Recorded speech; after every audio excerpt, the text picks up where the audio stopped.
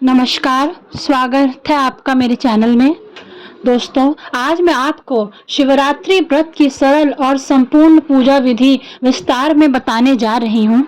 कृपया करके उससे पहले मेरे चैनल को सब्सक्राइब करें, लाइक करें तथा अपने दोस्तों के साथ जरूर शेयर करें।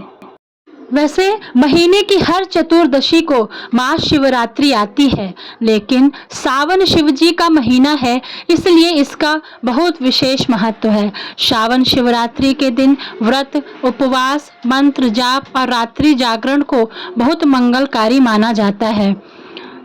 शिवरात्रि हिंदू परंपरा का एक बहुत बड़ा पर्व है। भगवान शिव को समर्पित यह त्योहार चतुर्दशी तिथि को मनाया जाता है। ऐसा माना जाता है कि इस दिन शिव जी का प्राकट्य हुआ था। इसके अलावा शिव जी का विवाह भी इस दिन माना जाता है। इस दिन महादेव की उपासना से व्यक्ति को जीवन में संपूर्ण सुख प्राप्त हो सकता है।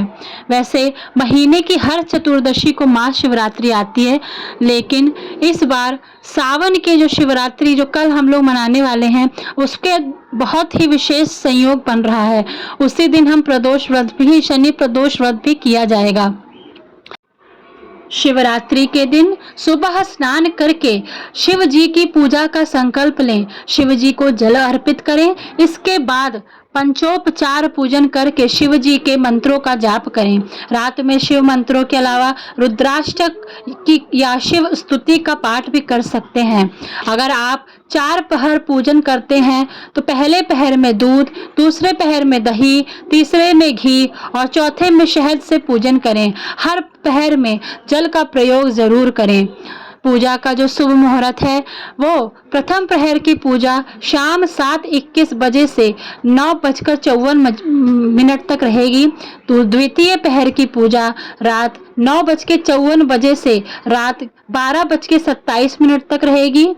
तृतीय पहर की पूजा रात 12:27 से 3 बजे तक 16 जुलाई तक रहेगी।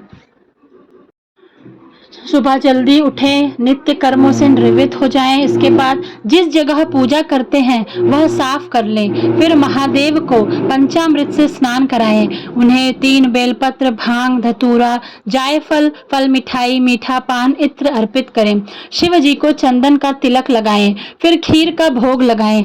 दिन भर भगवान शिव का ध्यान करें, उनकी स्तुति करें। रात के समय प्रसाद रूपी खीर का सेवन कर पारण करें और दूसरे को भी प्रसाद बांटें।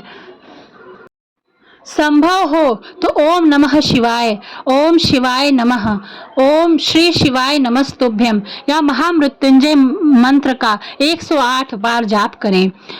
अब मैं आप और उस पूजा करने के बाद में शिवरात्रि कथा जरूर पढ़ें। आइए मैं आपके समक्ष शिवरात्रि कथा बोलती हूँ। चित्रमानु नाग का एक शिकारी था। जानवरों की हत्या करके वह अपने परिवार को पालता था।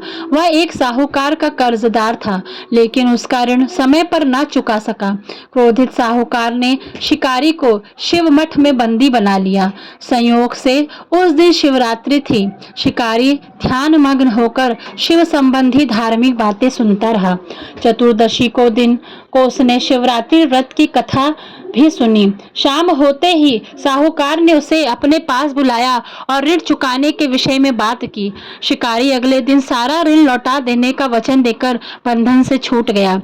अपनी दिनचर्या की भांति वह जंगल में शिकार के लिए निकला, लेकिन दिन भर बंदी गृह में रहने के कारण भूख प्यास से व्याकुल था। शिकार खोजता हुआ वह बहुत दूर निकल गया। जब अंधकार हो गया तो उसने विचार किया कि रात जंगल में ही बितानी पड़ेगी। वह एक तालाब के किनारे एक बेल के पेड़ पर चढ़कर रात बिताने का इंतजार करने लगा। बिल्व वृक्ष के नीचे शिवलिंग था, जो बिल्व पत्रों से ढका हुआ था। शिकारी को उसका पता न चला। पड़ाव बनाते समय उसने जो टहनियां तोड़ी वो संयोग से शिवलिंग पर गिरती चली गई। इस प्रकार दिन भर भूखे प्यासे शिकारी का व्रत भी हो गया और शिवलिंग पर बिल्व पत्र भी चढ़ गए। एक प्रहर रात्रि बीत जाने पर एक गर्भिणी हिरणी तालाब पर पानी पीने पहुंची। दोस्तों, मैं आगे की कथा बोलूं उससे पहले मैं आपको एक विशेष बात बताना चाहती हूँ। कोई भी शिव से संबंधित कथा हो, सत्यनारायण कथा हो, उसे आप अंत तक ज़रूर देखें। उससे आपको बहुत ही अच्छा अनुभव होगा और आपका ज्ञान बढ़ेगा। कोई भी चीज़ आप अधूरा में ही छोड़ देंगे तो आपको अधूरे ज्ञान की प्राप्ति होती है, जो कि बहुत ही खतरनाक होता है। दोस्तों, उसके बाद एक पहर रात्रि बीत जाने पर एक गर्भिणी हिरणी तालाब पर पानी पीने पहुंची। शिकारी ने धनुष पर तीर चढ़ाकर जो ही प्रत्यंचा खींचा, हिरणी बोली, मैं गर्भिणी हूँ, शीघ्र ही प्रसव करूंगी। तुम एक साथ दो जीवों की हत्या करोगे, जो ठीक नहीं है। मैं बच्चे को जन्म देकर शीघ्र ही तुम्हारे समक्ष प्रस्तुत हो जाऊंगी, तब मार लेना। शिकारी ने प्रत्यंचा ढीला कर दिया और हिरणी जंगली झाड़ियों में लुप्त हो गई। प्रत्यंचा चढ़ाने तथा ढीली करने के वक्त कुछ बिल्व पत्र अनायास ही टूटकर शिवलिंग पर गिर गए। इस प्रकार उससे अनजाने में ही प्रथम प्रहर का पूजन भी समाप्त हो गया। कुछ ही देर बाद एक और हिरणी उधर से निकली। शिकारी की प्रसन्नता का ठिकाना न रहा। समीप आने पर उसने धनुष पर बाढ़ चढ़ाया। तब उसे देख हिरणी ने विनम्रता पूर्वक निवेदन किया, हे शिकारी, मैं थोड़ी देर पहले ऋतु से निवृत्त हुई हूँ, कामातुर विरहिणी हूँ, अपने प्रिय की खोज में भटक रही हूँ। मैं अपने पति से मिलकर शीघ्र ही तुम्हारे पास आ जाऊंगी। शिकारी ने उसे भी जाने दिया। 2 बार शिकार को खोकर उसका माथा ठनका। वह चिंता में पड़ गया। रात्रि का आखिरी पहर बीत रहा था। इस बार भी धनुष से लगकर कुछ बिल्वपत्र शिवलिंग पर जा गिरे तथा दूसरे प्रहर की पूजन भी संपन्न हो गई। तभी एक अन्य हिरणी अपने बच्चे के साथ उधर से निकली। शिकारी के लिए यह स्वर्णिम अवसर था। उसने धनुष पर तीर चढ़ाने में देर नहीं लगाई। वह तीर छोड़ने ही वाला था कि हिरणी बोली, हे शिकारी, मैं इन बच्चों को इनके पिता के हवाले करके लौट आऊंगी। इस समय मुझे मत मारो। शिकारी हंसा और बोला, सामने आए शिकार को छोड़ दूं? मैं इतना मूर्ख नहीं हूँ।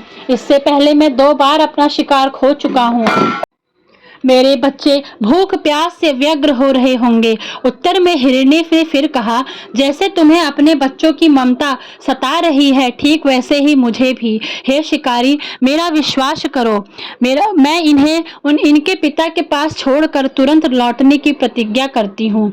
हिरणी का दुख भरा स्वर सुनकर शिकारी को उस पर दया आ गई। उसने उस मृगी को भी जाने दिया। शिकार के अभाव में तथा भूख प्यास से व्याकुल शिकारी अनजाने में ही बेल वृक्ष पर बैठा बेल पत्र तोड़ तोड़कर नीचे फेंकता जा रहा था। पांव फटने को हुई तो एक हृष्ट पुष्ट मृग उसी रास्ते पर आया। शिकारी ने सोच लिया कि इसका शिकार वह अवश्य करेगा।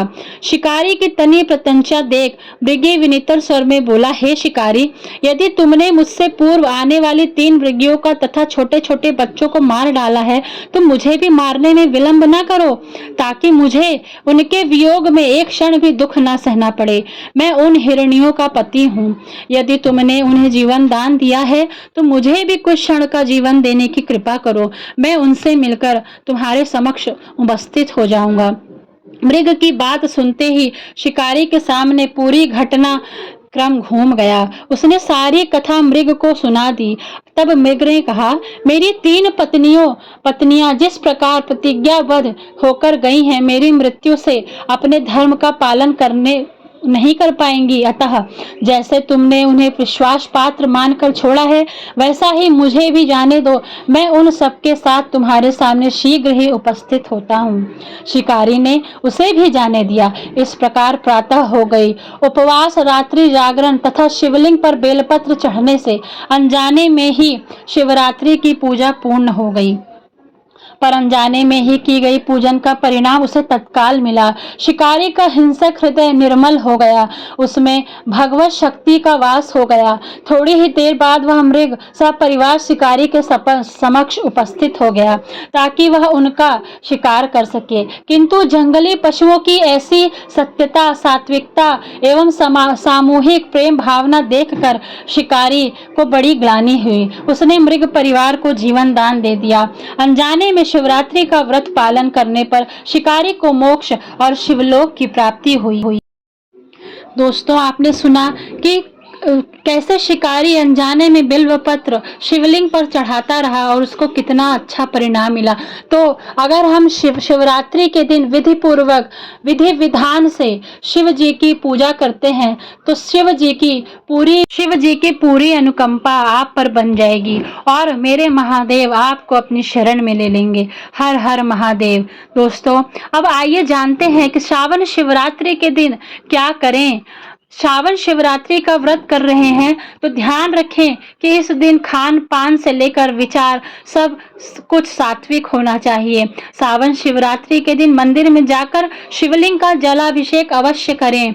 इस दौरान पीपल के पेड़ में लोटे में दूध भरकर शहद, गंगा जल और पानी मिलाकर पीतल के लोटे में जाके पंचामृत बनाएं और उसे शिवलिंग पर अर्पित करें। शिवलिंग पर धतूरा, बेलपत्र, भांग और फूल अर्पित करने चाहिए। इसके बाद धूप और घी का दीपक जलाएं। फिर शिव चालीसा का पाठ करें और आरती पढ़ें। श्रावण शिवरात्रि का व्रत कर रहे हैं तो ब्रह्मचर्य का पालन अवश्य करना चाहिए। शिवरात्रि के दिन जो मैं कार्य बताने जा रही हूँ उन्हें करने से बचें। श्रावण शिवरात्रि के व्रत में फलाहार लिया जाता है, इसमें अन्न ग्रहण नहीं करते। अगले दिन व्रत का पारण करने के बाद ही अन्न ग्रहण किया जाता है। श्रावण शिवरात्रि के बाद ही अन्न ग्रहण कर सकते हैं। श्रावण शिवरात्रि का व्रत कर रहे हैं तो दिन में नहीं सोना चाहिए। श्रावण शिवरात्रि में आपको घर में किसी व्यक्ति को लहसुन, प्याज, मांस, मदिरा का सेवन बिल्कुल नहीं करना चाहिए। श्रावण शिवरात्रि की पूजा में भूल कर भी तुलसी का उपयोग नहीं करना चाहिए। श्रावण शिवरात्रि व्रत में किसी भी प्रकार की खट्टी चीज़ों का भी सेवन करने से बचना चाहिए। तो दोस्तों, मैंने आपको श्रावण शिवरात्रि पर क्या करें क्या ना करें विस्तार में बताने की कोशिश की है।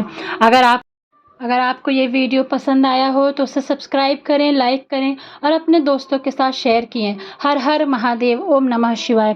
आशुतोष शशांक शेखर चंद्र मौलि चिदंबरा, कोटि कोटि प्रणाम शंभु, कोटि नमन दिगंबरा। ओम नमः शिवाय।